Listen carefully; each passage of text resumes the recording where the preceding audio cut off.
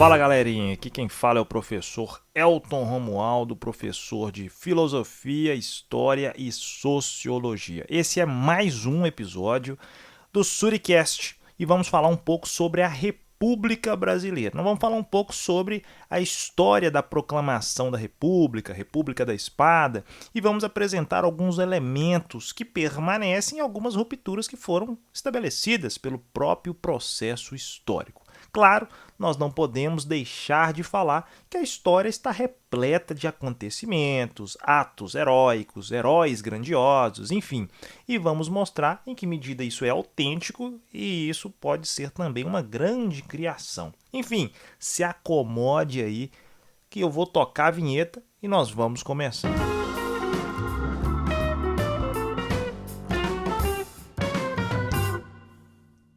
Bom, então, já acomodados, vamos ao que nos interessa, né? A proclamação da República, ela tem diversos significados.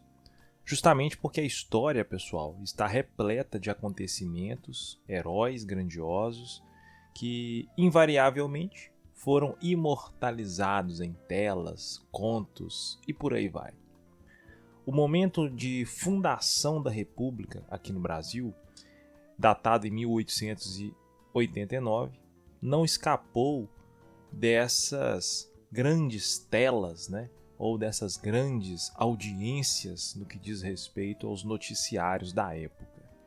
A proclamação ela é muito peculiar e já carregava em si mesma, né, pistas de como se constituiria uma nova forma de governo no país, vindo de um Estado imperial em crise, de um parlamentarismo às avessas, que a própria ironia das avessas já mostra que não deu certo, já demonstra pra gente que destituir o imperador Dom Pedro II, expulsar a família real, a aristocracia, não se viu, né, nenhum tipo de confronto, não ocorreu em nenhum momento a participação do povo. E só para completar, ainda, né, caíam dúvidas entre vários pesquisadores e historiadores se realmente ocorreu esse tão falado momento da proclamação. Enfim, uma historiadora e antropóloga, Lilia Schwartz, no seu livro As Barbas do Imperador Dom Pedro II, um monarca nos trópicos, diz que, ao que parece, a República não se proclamou no berro, nem deu Deodoro da Fonseca, né, um grito homólogo ao também suspeito grito do Ipiranga. A República do Brasil não fora proclamada, mas aclamada. Isso parece pouco, mas isso muda tudo. Um dos artistas brasileiros teve uma tarefa difícil de tentar reproduzir a cena do acontecimento. Quem foi esse pintor? Foi o artista paulista Benedito Calixto. Autodidata e muito bem relacionado com a elite dos cafeicultores paulistas, né? Recebe a encomenda de fazer uma tela bonita, agradável, né, da proclamação da República, 4 anos depois de ela ter acontecido. Até então, ele fazia apenas retratos, recuperações de figuras heróicas, mas nada numa proporção tão grande quanto a grande proclamação. Esse é o maior fato que ele retrataria naquele momento da sua vida. E aí, após voltar de uma temporada de estudos em Paris, ele recebe a encomenda do quadro e parte de fotografias e representações do ato para reproduzir a cena. Ele tem uma linguagem, uma gramática visual muito peculiar e muito forte. Isso faz com que as pinturas tenham esse ar de encenação. A própria tela, a própria imagem encena algo que coloca cada vez mais dúvidas se essa proclamação existiu. Bom, no dia 15 de novembro de 89, o Marechal Deodoro da Fonseca proclamou a República. Assim aprendemos nos livros didáticos, não é verdade? Apesar das pinturas que representam o processo, como a proclamação da República do próprio Benedito, que aqui citei, não devemos, olhar para esses acontecimentos de maneira heróica ou romantizada. Primeiro, pelo seguinte: tratava-se, na verdade, de uma reorganização de forças políticas. As oligarquias paulistas, mineiras e gaúchas chegaram ao poder e estavam tentando substituir de alguma maneira os antigos barões do café. Ao mesmo tempo, deve-se destacar também, pessoal, a manutenção das estruturas tradicionais instaladas aqui no Brasil, no campo e também nos centros urbanos, ou seja, nas cidades. Um modelo político-econômico e social excludente, baseado no latifúndio agroexportador. A famosa expressão que o agro é pop já é muito antiga. E na concentração de renda e no poder que, claro, concentrado num grupo muito pequeno, que governava em prol do seu interesse. E daí a nossa elite do atraso começa a se instalar. Enfim, essa é a República. Você tem um grupo pequeno no poder, tudo baseado no latifúndio, no sistema agroexportador, na concentração de renda e por aí vai. Todos os desafios estavam postos e agora a ideia é tentar perceber se isso deu certo ou se não deu.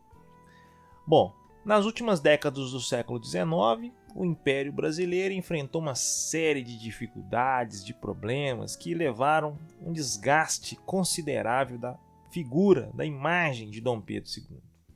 A perda de apoiadores importantes, e o golpe republicano que resultou no fim dessa monarquia aqui no Brasil. Após a Guerra do Paraguai, que ocorrera em 1864 até 79, o exército brasileiro, visto como grande responsável pela vitória no conflito, passou a exigir mais reconhecimento do Estado imperial e maior participação política. Talvez aqui tenhamos o início de um grande colapso. Mas, além disso, os militares que voltaram da guerra feridos e as famílias dos mortos nos combates sentiram-se abandonados, deixados de lado porque não receberam nenhum tipo de pensão, indenização, enfim, não receberam nada, nem aquela velha medalha de honra ao mérito. Dessa maneira, o exército, que já vinha tendo contato com ideias republicanas por meio do positivismo, positivismo, para quem não sabe, é uma corrente de pensamento fundada na valorização da razão e na ideia de um conhecimento científico obtido com base na observação de fenômenos concretos, passíveis de serem apreendidos pelos sentidos do ser humano. É uma espécie de busca de leis gerais para compreender e explicar o funcionamento da sociedade. O pai do positivismo é Augusto Comte, ali datado do século XVIII, século XIX, e foi o principal pensador dessa corrente. E ele usou modelos como, por exemplo, a física, a química, no caso da física, a mecânica, da química e da biologia, a ideia de organismo, para tentar explicar a sociedade e fazer com que ela seja esse modelo de se estudar a sociedade, a sociologia ou a física social, fosse uma ciência, capaz não só de controlar, coordenar, mas de prever certos comportamentos humanos ou, claro, lidas sociais. Do ponto de vista político, o positivismo no Brasil estava associado à defesa de um regime republicano forte, liderado por uma elite intelectual capaz de garantir a estabilidade, a ordem do país e, claro, o seu desenvolvimento, o progresso. Daí, os lemas que estão colocados na bandeira, ordem e progresso.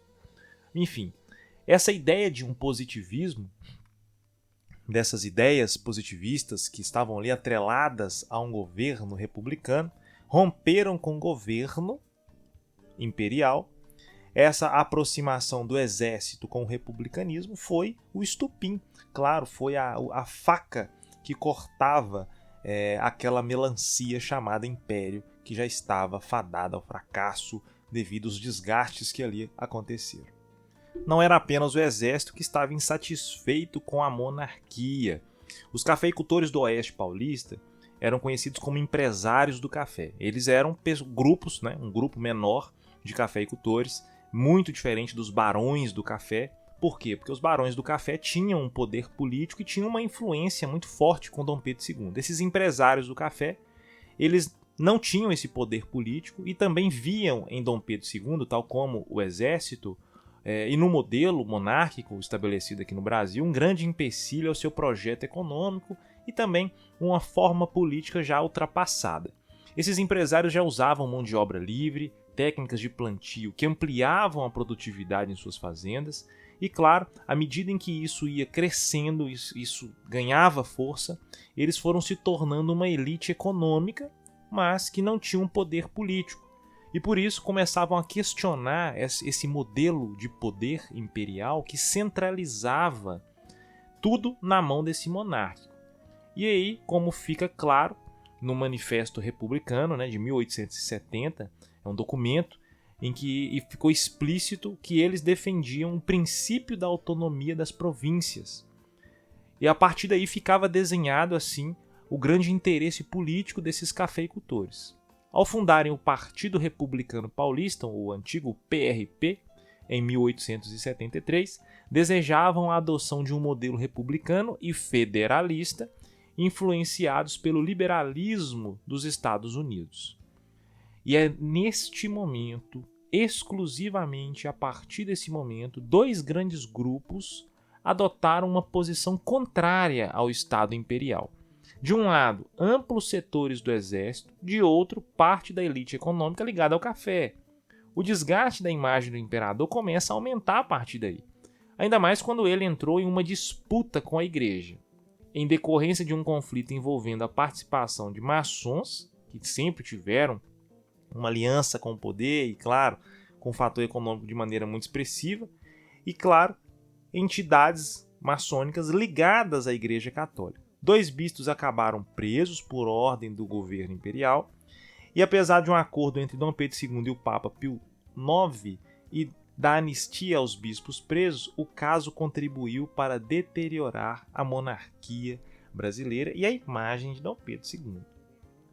Apenas os cafeicultores do Vale do Paraíba ainda apoiavam o império, os então falados barões do café. Eles ocupavam os principais cargos políticos, eram conhecidos como os barões do café, aqui por ora mencionado, ainda utilizavam mão de obra escravizada e conheceram seu esplendor econômico em meados do século XIX, o famoso Ouro Verde.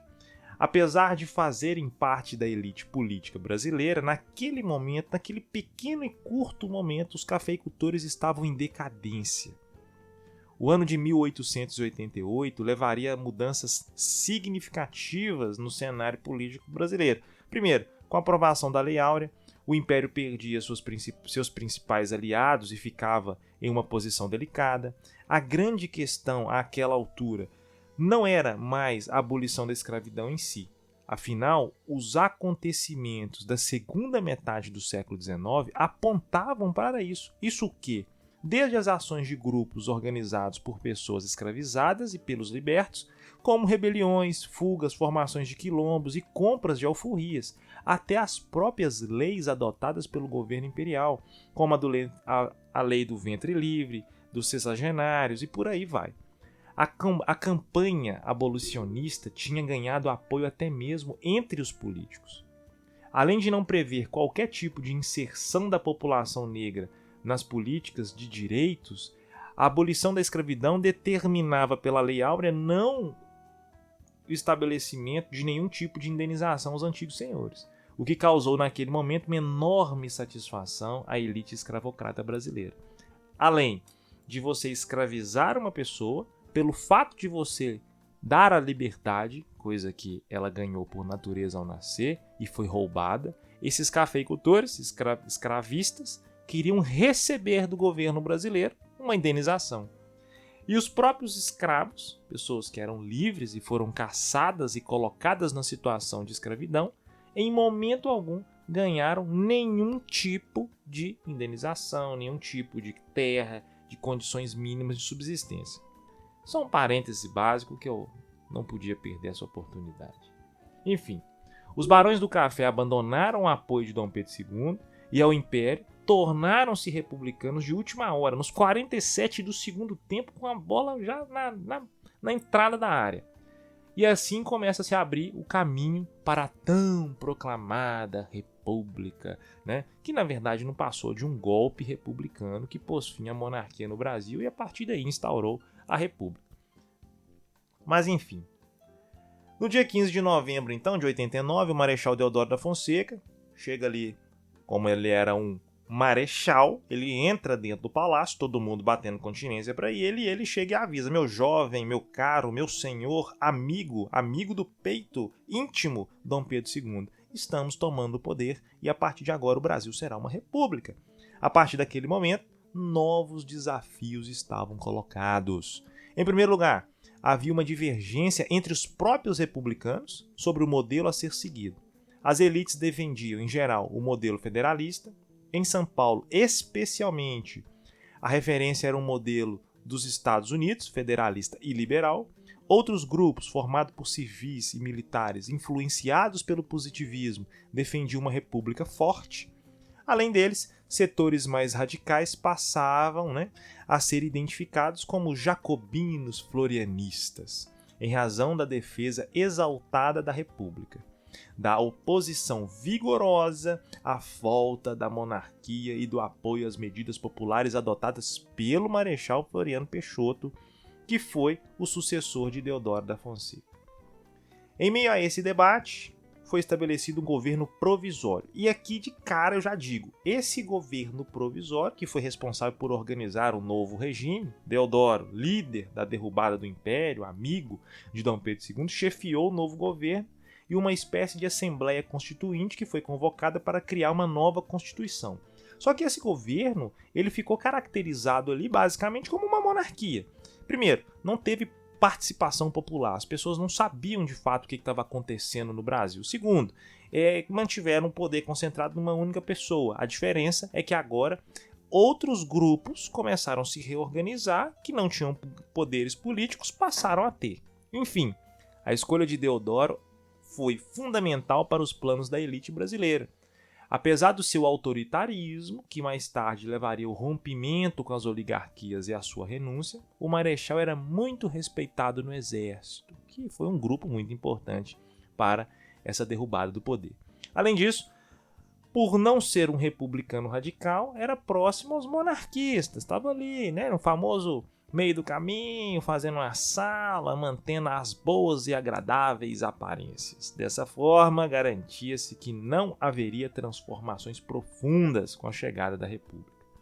Trata-se de uma reorganização das forças políticas, reitero, repito e torno explícito, com a ascensão das oligarquias paulistas, mineiras e gaúchas ao poder.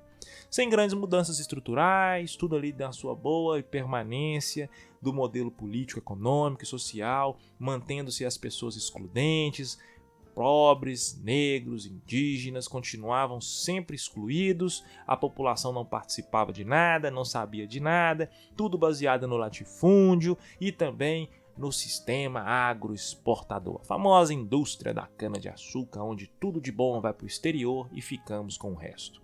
A maior parte da população continuaria excluída das decisões políticas, a desigualdade socioeconômica crescia cada vez mais, parecia um foguete indo para a lua e, mais uma coisa, ficava e permanecia e registrava como um carimbo o que era a grande, bonita e bela sociedade brasileira. Enfim, a partir desse novo regime, entrava em vigor no Brasil, então, uma nova legislação. A Constituição de 1824, que foi feita por Dom Pedro I, deixou de existir e começou a dar um lugar a um novo texto constitucional que criava a base da República. Assim, em fevereiro de 1891, era promulgada a primeira Constituição republicana do país, com inspirações no documento dos Estados Unidos. A nova Constituição tentava deixar clara a transição da monarquia para a República. Estava estabelecida a República dos Estados Unidos do Brasil. Que nome bonito! República dos Estados Unidos do Brasil. Criatividade zero, ok?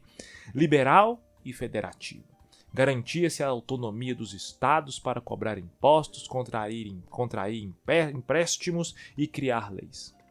O modelo favorecia os interesses das oligarquias e mantinha o controle nas mãos dos partidos estaduais, com o Partido Republicano Paulista e o Partido Republicano Mineiro, PRP, PRM. O Partido Republicano do Rio-Grandense, PRR, e o Partido Republicano Fluminense, PRF, entre outros. O regime político era presidencialista, com divisão de poderes entre executivo, legislativo e judiciário, e a separação entre Estado e Igreja encerrava uma relação estabelecida desde os tempos coloniais. Além disso, ficavam garantidas as propriedades privadas, a igualdade civil e jurídica e as liberdades individuais, sendo extintos os privilégios de nascimento e os títulos nobilárquicos. Agora, os títulos nobiliárquicos mantiveram estabelecidas as liberdades individuais, a propriedade privada, mas e a escravidão? Nada. Na Constituição de 1891 não havia nada mencionado sobre a proibição do trabalho escravo. Mas enfim, dessa forma podemos considerar que o novo regime apontava para uma nação de cidadania vinculada ao modelo republicano. Em teoria, o novo regime iria incluir significativas parcelas da sociedade brasileira na vida cotidiana do país, ampliando a participação política, o acesso de direitos básicos, acabar com a tão falada e desejada escravidão, que teoricamente em 1888 já havia sido abolida, ia incluir essa população, entre outros aspectos. Mas, do ponto de vista do processo político-eleitoral, por exemplo, o voto era aberto e facultativo. Só cidadãos a maiores de 21 anos e alfabetizados poderiam votar independente da renda, com exceção de membros de ordens religiosas, dos praças e dos mendigos. Embora a Constituição não houvesse vedação expressa, as mulheres também estavam excluídas, visto que na época não eram reconhecidas como cidadãs. Então, se você não fosse maior de 21, se você não fosse alfabetizado, e digo de início, 86% da população era analfabeta, ou seja, apenas 14% da população que, além de serem acima de 21 anos de idade, que não fossem mendigos, religiosos, que em sua grande maioria eram alfabetizados, que não fossem praças, ou seja, tivessem uma patente acima de tenente, que podiam votar, ou seja, apenas a elite votaria nela mesma. E nesse sentido, a nova realidade ainda excluía a maior parte da população brasileira, embora o número de votantes tenha aumentado se compararmos com a última década do período monárquico, mas ainda é muito insignificante. O fim do critério censitário foi o principal responsável por isso. Sabe por quê? Pela nova legislação, não era mais necessário possuir renda para votar. Esse foi o grande diferencial. No entanto, a principal barreira para a participação popular foi mantida: a exclusão política dos analfabetos. Não houve, além disso, um esforço de integração política, social, econômica para grupos historicamente marginalizados, como as pessoas recém-libertas, ao final da escravidão, os negros e indígenas. O pensamento do período da escravidão permanecia vivo e latente.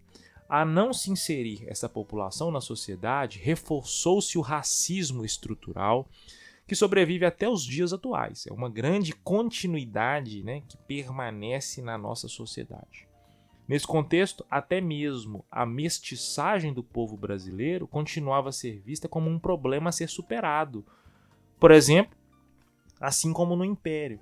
E existiu a partir daí inúmeras tentativas, tiveram vários estudiosos como Raimundo Nina Rodrigues, tiveram importações mesmo de teorias que vieram da Europa, como a ideia da eugenia, racismo científico, darwinismo social, tentando criar mecanismos para embranquecer a população e julgando que o modelo, a pessoa europeia, o modelo europeu, era o suficiente, era superior. E por isso que precisavam ter essas pessoas aqui e que a sociedade precisava ser embranquecida, porque a etnia indígena e afro eram tratadas como inferiores. De certa maneira, as mudanças ocasionadas pela implantação da República na representação política foram menores do que se imaginava. A realização de eleições constantes e a possibilidade de eleger prefeitos, membros do legislativo e presidentes do Estado ampliou a descentralização política, porém,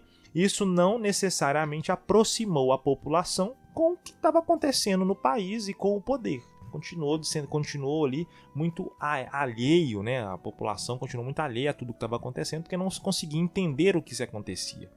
A descentralização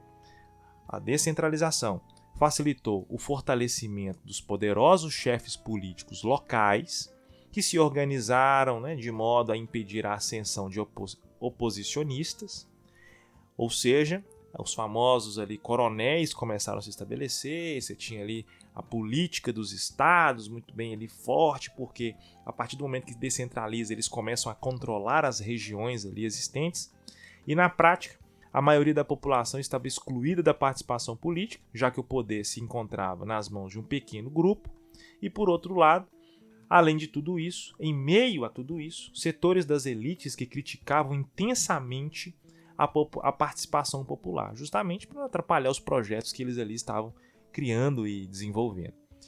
Em um esforço para barrar possíveis avanços políticos e sociais, alegavam-se que os brasileiros seriam incapazes de participar ativamente do processo político, primeiro por ignorância e por incapacidade, e a partir daí associado com frequência à corrupção, o grande câncer, né, do Brasil, que vem se alastrando já desde o início de uma república. Ou seja, a corrupção ela faz parte de uma continuidade da política brasileira e ela não veste partido, ela não veste cor, beleza? Essa é uma visão, todavia, bastante problemática. Claro, não vou entrar nesse mérito aqui porque não é o nosso objetivo, mas sim falar desse processo de tomada de poder que nós chamamos de republicanismo. Afinal, em um ambiente em que a elite política brasileira praticava fraudes e todo tipo de ação ilícita para garantir o seu poder, a velha ideia maquiavélica, né, de manutenção do poder, a quem interessava excluir a maioria da população? É lógico, aqueles que queriam concentrar o poder nas suas mãos. Por isso, pessoal, essa perspectiva vinculava interesses claros. Primeiro, manter o status políticos e impedir a ampliação da participação popular. No Brasil da Primeira República, a exclusão significava perpetuar as condições socioeconômicas e manter privilégios para os setores dominantes, principalmente os grandes proprietários rurais, os latifundiários, a famosa bancada ruralista, a galera do gado. Você está entendendo? Então, o agro é pop, o agro é tudo. Enfim, portanto, o processo de amadurecimento político acabou se mostrando lento, foi atrasando, a inserção dos cidadãos na vida política foram cada vez mais arrastadas, vamos dizer assim. Enfim, em decorrência da situação das elites no início da República, reforçou-se a visão de que a atividade política deveria ser restrita a poucos e de que a maioria da população não estava apta a participar. E na dificuldade, contudo, que as camadas populares sobrevivem e se reinventam. Assim, as mudanças de regime, apesar dos limites impostos a grandes transformações políticas, sociais, econômicas, elas traziam novas possibilidades. Enfim, nesse momento, em 1891, diante de todos esses destroços, esse grande arrombo à sociedade brasileira, por não poder participar e nem compreender, e nem dado a chance de fazer parte de tudo isso, começa a partir da Assembleia Constituinte, que elege o Marechal Deodoro da Fonseca para um mandato de 4 anos como o primeiro presidente do Brasil, inicia-se então a nova e grande chamada República da Espada.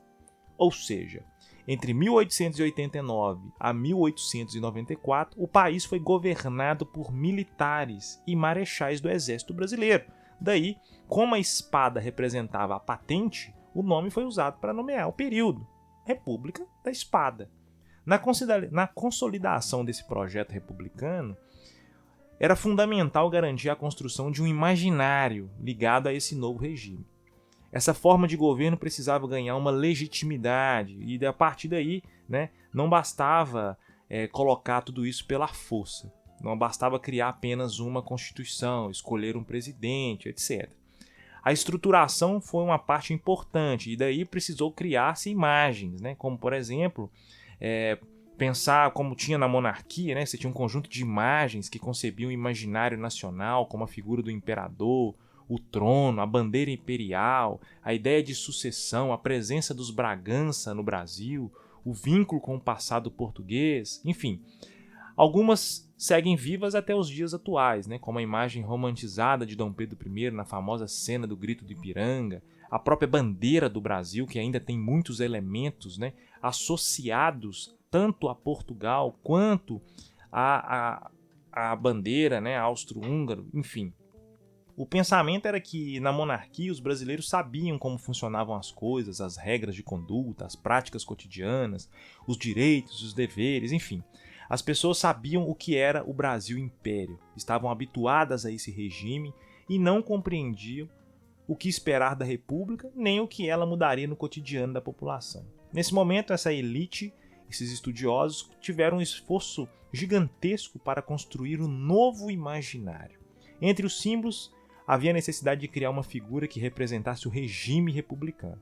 Em razão da luta contra o domínio português no passado, uma pessoa que morreu de maneira injusta, Tiradentes, ele foi escolhido como um grande herói nacional.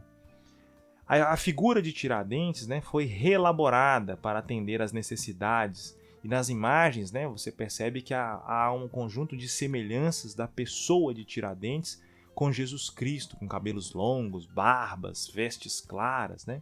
A República queria, em certa medida, apresentar o grande Messias do período republicano, que seria, no caso, né, a figura de Tiradentes. A ideia de representar o novo, o progresso, o desenvolvimento, a substituição à monarquia, ela passou a ser vista, nesse momento, a monarquia, né, como algo velho, como algo ultrapassado, arcaico. E por isso nós precisávamos criar novos símbolos, novos valores. Daí surgiram cidades inteiras que foram planejadas com os ideais republicanos. A cidade máxima aí que foi construída com esse símbolo do progresso, do novo, do desenvolvimento, foi Belo Horizonte, né, capital mineira. Ela foi construída dentro ao símbolo, né, do compasso e do esquadro. Valores maçônicos, mas ao mesmo tempo voltada exclusivamente para os ideais republicanos, ou símbolos republicanos. Nesse sentido, né, na economia, durante o governo provisório, houve a tentativa de incentivar a industrialização do país. Rui Barbosa, então ministro da Fazenda, preparou um plano baseado na concessão de crédito, né, dava crédito, empréstimo. E isso ficou conhecido como a política do encilhamento. A ideia dele era muito simples. As pessoas interessadas em abrir empresas procurariam os bancos, que estavam associados ao governo, e o banco concederia empréstimos. Com esse capital, a economia brasileira iria deslanchar e avançar e garantiria, então, um desenvolvimento do país. Agora, para garantir que houvesse dinheiro suficiente, o governo começou a imprimir mais dinheiro, uma quantidade expressiva de papel moeda. Só que a coisa não funcionou muito bem como ele planejava. Primeiro porque muitos pegavam os empréstimos, nunca abriram empresa nenhuma e faziam o famoso churrascão na laje.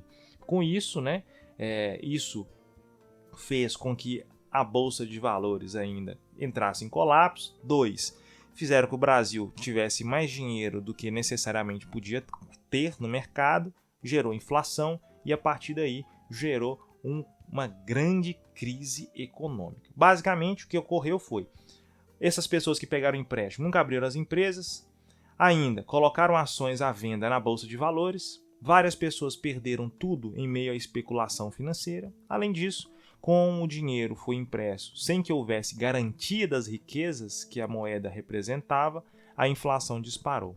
A crise econômica se instalou e o Brasil estava na fossa de novo. Se as coisas iam mal na economia, não era muito diferente na política, justamente porque Deodoro foi confirmado presidente pela Assembleia Constituinte, mas enfrentava forte oposição devido à sua mão dura, pela espada que segurava e a ideia de manter um poder ainda centralizado no estilão monárquico. E isso não interessava e nem agradava muito, né, a elite. A jogada do presidente começa a surtir efeito em que momento? Com o momento que ele começa a conseguir virar o jogo. Ao entrar num choque com o legislativo, né, dominado pelas oligarquias, ele decretou um estado de sítio e fechou o Congresso Nacional. Então o Brasil volta a ser de novo um estado sem os 3 poderes e é uma espécie de monarquia de novo. Só que em vez de receber apoio, ele teve que lidar com a reação própria das Forças Armadas, que não queria, em hipótese nenhuma, novamente um outro tipo de monarquia.